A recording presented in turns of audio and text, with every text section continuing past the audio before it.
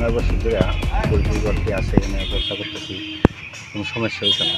ইদানিং গত পরশু দিন রাত্রে এই খাদ্যের দাম, মুরগের জলের দাম এগুলি এখানে থাকে।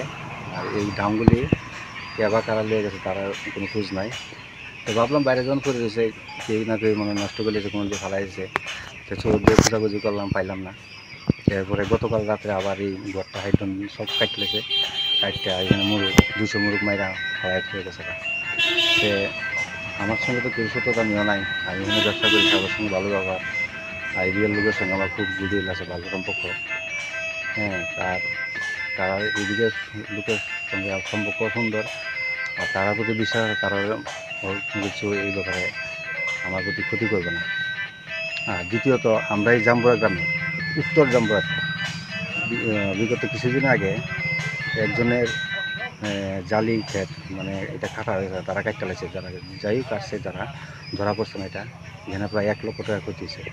এর আগেও এর সঙ্গেই আরেকটা ক্ষেত, মরিচ ক্ষেত, এটাও কাটতে লাগছে। এটা একটা গ্রুপ আছে মনে হচ্ছে, রাত্রেবেলা তারা ঘোরাঘুরি করে। তো এই গ্রুপটাতে ধরা যাইতেছে না, এটা ধরুন আমরা তারা কাছে ধরুন জমা দিয়েছি, সব কিছু দিকটা ঠিকঠাক তারা গেছে।